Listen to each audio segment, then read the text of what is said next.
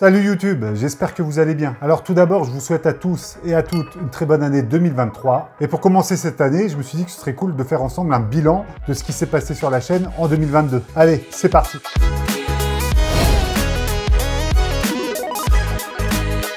Alors contrairement à 2021, sur 2022, il n'y a pas eu beaucoup de vidéos sur la chaîne. Du moins, il y en a eu beaucoup moins. De mémoire, il y a eu 24 vidéos sur la chaîne, je crois, cette année. Enfin, cette année, en 2022, vous me comprenez. Donc le rythme était un peu plus lent au niveau des publications de vidéos cette année, mais c'est pas pour autant que la chaîne est morte. Alors la preuve, c'est qu'il y a peu, on a atteint les 500 abonnés. Alors déjà, merci à ceux qui suivent depuis le début ou qui sont arrivés sous peu la chaîne. C'est toujours cool de voir que ce qu'on fait, ça peut plus ou moins plaire à des gens et qu'on parle pas trop dans le vide. Donc merci à tous ceux qui ont cliqué sur le petit bouton s'abonner. Et d'ailleurs, si c'est pas le cas, n'hésitez pas à le faire. Alors 500 à l'échelle de YouTube, c'est un chiffre qui est encore très petit et qui est limite ridicule. Mais si je m'imagine, moi, 500 personnes devant moi, en fait, c'est pas mal, ça fait déjà beaucoup de monde. Et je me dis que petit à petit, l'oiseau fait son nid, comme on dit, et que la chaîne, elle peut aller que en progressant. Et que c'est à moi de me démener en faisant des vidéos pour que ce chiffre continue à progresser. Alors oui, parler de chiffres dès le début de la vidéo, c'est pas forcément ce qu'il y a de plus beau, mais il faut savoir que YouTube vous met une espèce de pression au niveau des chiffres.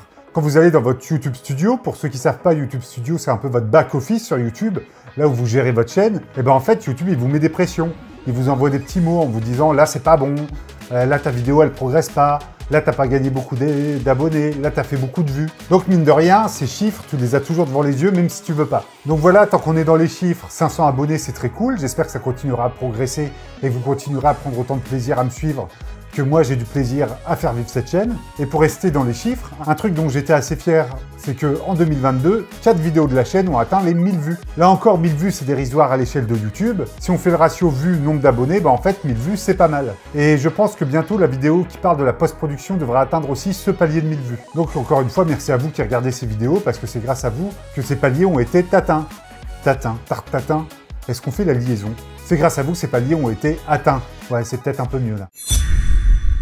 Alors ensuite, au niveau de l'actualité de la chaîne et de ce qui va arriver dans les mois à venir, les années à venir, enfin dans le futur quoi, pourquoi je lève ma main comme ça? Déjà, la première chose que je peux vous dire, c'est que normalement, il n'y aura plus vraiment de shorts. Ces petits formats à la verticale que YouTube nous incite à produire, je pense que je vais arrêter. Alors j'arrête pour deux raisons. Déjà une, à faire, c'est chiant. Moi, je trouve ça chiant, je trouve pas ça fun, ça m'amuse pas. Faire des mini-critiques de films, je pensais que ça allait m'amuser, mais en fait, je me sens pas légitime. Puis comment en une minute, tu veux donner un avis pertinent sur un film, ça n'a aucun intérêt, et pour vous, et pour moi. Bref, c'est un format dans lequel moi je m'amusais pas forcément. Et ensuite, il faut savoir que ça n'a rapporté quasiment aucun abonné sur la chaîne. J'en ferai peut-être de temps en temps sur TikTok, parce que vraiment TikTok c'est dédié à ça. D'ailleurs, si vous me suivez pas sur TikTok, le lien est dans la description.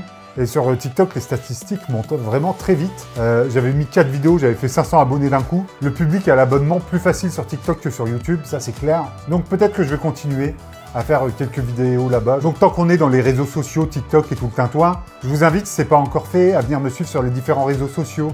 TikTok, Facebook, Twitter, et j'ai même un Discord où on peut échanger, parler cinéma ensemble. Si vous avez des questions, n'hésitez pas. Sur Twitter, je mets des trucs de temps en temps. Sur Instagram, je fais des stories. Donc Instagram, Facebook, Twitter, Discord. Tous les liens là aussi sont dans la description, donc n'hésitez pas à y aller.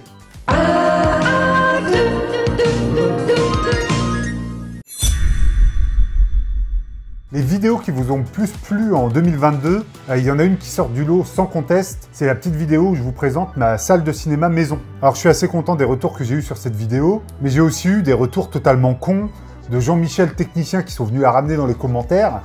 Et autant qu'on n'aime pas mes vidéos, qu'on trouve que ce que je fais c'est mauvais ou quoi, je l'accepte volontiers, autant arriver dans les commentaires d'une vidéo pareille pour dire que j'achète du matériel de merde ou qu'il faut que je fasse tel travaux dans ma maison et tout, ça n'a aucun sens. Cette salle de cinéma, je l'ai fait avant tout pour me faire plaisir en fonction de mon budget. Et comme je le dis bien dans ma vidéo, elle n'est pas parfaite. Et ça, je suis au courant. Donc tous les Jean-Michel techniciens qui sont arrivés et qui ont été relous dans les commentaires, je les ai masqués parce que ça allait presque à l'insulte. Tout ça pour une histoire de vidéoprojecteur et de siège de cinéma, c'est n'importe quoi. J'ai laissé les commentaires entre guillemets négatifs qui donnent des conseils, qui sont là pour dire « Ah, c'est pas parfait, mais continue comme ça ». Tout ça, je l'entends très bien, bien sûr, je suis pas totalement obstrué par tout ça. Mais venir commenter juste pour dire c'est de la merde et insulter, j'ai que 500 abonnés, j'ai rien à perdre à virer des gens. Dans cette chaîne, j'essaye, moi, d'être bienveillant. J'essaye aussi de monter, comme on dit sur YouTube, une communauté qui, elle aussi, soit bienveillante. Peut-être qu'en 2023, ça fera partie de mes résolutions où je laisserai ces commentaires malveillants et je me dirai on les laisse pisser, ça fait du référencement et tant mieux. Et là, à l'heure actuelle où on parle, je fais du tri. Donc mis à part ces commentaires un peu cons sur cette vidéo sur la salle de cinéma, c'est la vidéo qui a le mieux marché. Et ça, je suis content parce que c'est un truc qui a atteint un peu à ma vie personnelle, où j'ai fait des travaux avec mon père, c'est dû aussi à l'achat de ma maison, enfin bref. Et c'est un rêve que j'avais quand j'étais gamin, de regarder des films chez moi sur écran géant. Même si c'est pas parfait, encore une fois, avoir un écran de 3 mètres, en 4K, moi il m'en faut pas plus hein, les gars. J'ai pas les moyens d'investir dans une vraie salle de cinéma qui va me coûter 30 000 € avec des tentures au mur, des toiles tendues, des LED style étoile au plafond, des vrais sièges. Hein. Je sais que c'est comme ça qu'on fait dans la vraie vie. Moi ce que je voulais c'était une salle de cinéma qui rentre dans mes tarifs, dans mon budget, un petit home cinéma sympa, un 5 points propre, une image propre, un écran propre. Personnellement j'ai pas besoin de plus. Moi si je veux voir des films dans des vraies conditions, je vais au cinéma tout simplement. Donc j'ai pas besoin d'avoir ça pour l'instant chez moi. Et deux autres vidéos qui vous ont pas mal plu sur la chaîne aussi cette année, c'est le dernier épisode d'un film à la maison où je tourne le film chez moi et où c'est un peu un making-of du tournage. Et je suis content parce que ça c'est vraiment le cœur de ce que j'aime et le cœur de mon métier, de faire des tournages, de faire des films, de raconter des histoires. Si ça vous plaît, c'est cool parce que c'est vraiment ce que je veux montrer le plus possible dans cette chaîne. Des gros tournages comme ça, il n'y en a pas tous les 6 du mois, donc je ne peux pas vous en montrer une tonne. Sachez que je suis très content que cette vidéo vous a plu et que partager les coulisses d'un tournage, ça vous plaît. Il faut savoir que le prochain épisode d'un film à la maison sera sur la post-production du film parce qu'on a déjà fini le montage, on a déjà commencé le montage son et tout ça, il y a des images de tout ça. Et bien sûr qu'on passera à l'étalonnage, au bruitage, au mixage, tout ça, il y aura des images.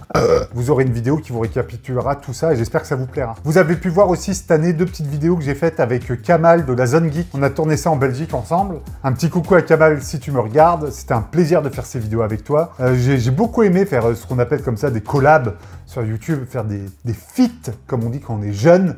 Et c'est quelque chose que j'aimerais bien refaire. Après, j'ai pas forcément 30 000 contacts sur YouTube. Donc faire des collabs sans avoir 30 000 contacts, c'est pas forcément évident. Puis il faut avoir aussi un sujet adapté, il ne faut pas faire des collabs juste pour faire des collabs, il faut avoir vraiment quelque chose à raconter. En tout cas, la porte est vraiment grande ouverte. Si l'occasion se présente en 2023 ou dans le futur, ce sera avec plaisir que je renouvellerai ça. Ensuite, en 2022, il y a aussi des vidéos qui vous ont pas plu du tout.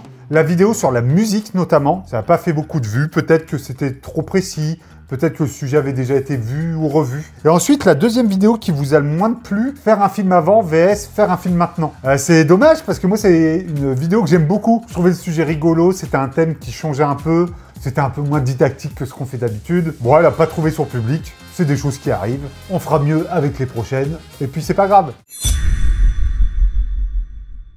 Ensuite, 2022 a marqué aussi la fin de Transfert, mon précédent court-métrage, avec la sortie du Blu-ray et le concours sur la chaîne où vous avez pu gagner un Blu-ray. Et honnêtement, je suis assez content que tout soit derrière moi avec ce film parce que je l'ai porté pendant des années. Je l'ai produit, je l'ai coécrit avec Karim le scénariste, je l'ai réalisé. J'ai fait pas mal d'effets spéciaux aussi dessus. Donc voilà, je suis content. C'était quand même un gros morceau, je suis content que ce soit derrière moi et que je puisse passer sur d'autres projets. Pour ce qui est de la fiction, j'ai 2 projets en cours, pour être tout à fait honnête. J'ai ce projet d'un film à la maison que vous avez suivi et qui est en cours et qui est plus sur la fin. Et j'ai un autre projet de fiction, dont je vous parle pas, qui est dans les tuyaux et qui normalement devrait lui aussi sortir courant d'année. Pour être tout à fait honnête, il est même pas encore écrit. Je vous promets rien, mais normalement il y a un deuxième film en cours. Et il y a aussi un autre projet qui n'est pas de la fiction et qui est un peu plus long. Alors lui, il est pour le coup totalement écrit et j'aimerais bien aller au bout, lui aussi en 2023, de ce projet-là. Je suis toujours preneur d'aide et de nouvelles rencontres, donc n'hésitez pas à me contacter en MP si vous voulez vous aussi mettre votre petite pierre aux édifices de ces projets-là. On discute ensemble de comment on peut faire, enfin voilà. N'hésitez pas à me contacter si vous en avez l'envie. Vous avez sans doute aussi constaté qu'en 2022, il n'y avait eu aucun épisode de One Take sur la chaîne. Alors c'est un format que j'aimais beaucoup faire, mais pour faire ce format, il faut recevoir des films. Et là, en 2022, j'en ai reçu quelques-uns, mais soit honnêtement, j'avais pas grand-chose à raconter sur ces films-là. Pour être encore plus franc, c'est des films qui me parlaient pas. Ça veut pas dire qu'ils étaient mauvais, mais ça me parlait pas, donc je me voyais pas faire une émission là-dessus. Ou alors, les gens qui envoyaient leurs films n'avaient absolument rien à raconter là-dessus, n'avaient pas d'image de making-of, n'avaient pas vraiment d'anecdotes, n'avaient pas de photos de tournage, YouTube, c'est de l'image. C'est une émission où j'aime bien montrer les coulisses des trucs. Si vous n'avez pas de grain à moudre, si vous n'avez pas d'éléments en plus du film, l'émission, elle est malheureusement un peu vaine. Si vous avez un film à présenter, un long métrage, un court métrage, un documentaire, vraiment ce que vous voulez, n'hésitez pas à revenir vers moi. Et peut-être que One Take reviendra en 2023 si l'occasion se présente. Ensuite, il y a 5 mois, vous avez eu le dernier numéro de On ne fait pas le même métier, qui était dédié à Loïc Gourbe, qui était mixeur. On ne fait pas le même métier, c'est un format que j'adore faire, aussi bien au tournage qu'au montage. J'adore aller rencontrer des gens, j'adore aller discuter et monter les interviews derrière. J'adore ça avec les images d'illustration. C'est sans doute le format que je préfère faire. Parce que moi, me filmer tout seul en train de discuter, ça me dérange pas.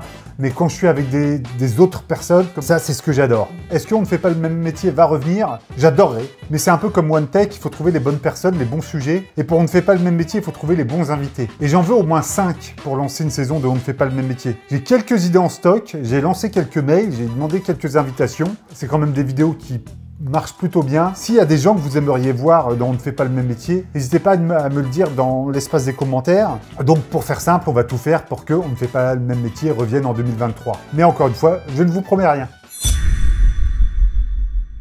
Alors où en est la motivation pour cette chaîne? Eh ben c'est simple, la motivation elle est encore là. Alors elle m'a pas trop perdu en 2022, même s'il y a eu moins de vidéos. Il faut juste savoir que faire une vidéo par semaine, il y a un moment c'était vraiment un rythme que j'arrivais plus à tenir parce que j'avais l'impression qu'une vidéo par semaine c'était me forcer à faire du contenu pour juste voir les chiffres monter. Et à la base c'est pas ça que je veux faire. À la base ce que je veux faire c'est communiquer avec vous, prendre du bon temps, faire ça en toute bienveillance, faire des vidéos qui me plaisent et qui vous plaisent à vous. Et si les chiffres suivent, tant mieux. Encore une fois je me laisse le choix de choisir de sortir une vidéo quand j'ai envie, peut-être pas tous les 15 jours, faire un peu comme je le sens. Je me mets pas de pression pour 2023, comme j'ai arrêté de me mettre de la pression courant 2022. Et preuve en est, c'est que, je sais pas si c'est une preuve, mais les abonnés montent plus quand les vidéos sont moins régulières. Donc, autant continuer dans ce rythme-là, parce que les chiffres parlent d'eux-mêmes, vos commentaires parlent d'eux-mêmes, mes rototos parlent d'eux-mêmes. Alors, petite précision, les sorties de vidéos en 2023 se feront toujours le jeudi soir. Donc, les gens qui veulent les regarder sur le moment, regardent les vidéos le jeudi soir. Je vois aussi dans les statistiques que beaucoup de gens la mettent de côté et regardent les vidéos le week-end. Profitez de votre week-end pour regarder mes vidéos. Un autre truc que je vous ai pas dit, c'est que si le rythme a ralenti aussi en 2022, c'est parce que mon ordi est tombé en panne 3 fois. Bah sans ordi, pas de vidéo, tout simplement. Donc voilà pour ce petit bilan de 2022. J'espère que la vidéo n'était pas trop chiante. C'est une vidéo comme ça un peu informelle pour commencer l'année. J'espère que ce petit bilan vous a plu, que la chaîne vous plaît toujours autant. Pour ceux qui la suivent depuis le début. Je profite de ce bilan pour tous vous remercier pour vos pouces bleus, vos commentaires. Merci à ceux qui sont là régulièrement, à ceux qui arrivent aussi.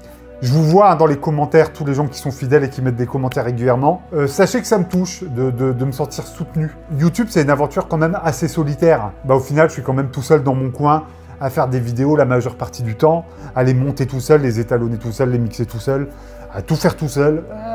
Donc sentir qu'il y a des gens qui cliquent sur le petit bouton s'abonner, qui mettent un commentaire, un pouce bleu, eh ben on se sent un peu moins seul et ça fait plaisir. Avant de lancer le rec pour le bilan, ça me faisait un peu chier. Je me disais, ah, putain, va falloir parler de ma vie encore. Qu'est-ce qui s'est passé en 2022? Ça va me faire chier. Et au final, bah, là de parler, bah, je suis à la cool, c'est bien. Je me rends compte que je prends toujours autant de plaisir à vous parler, à parler à ce petit objectif avec vous derrière.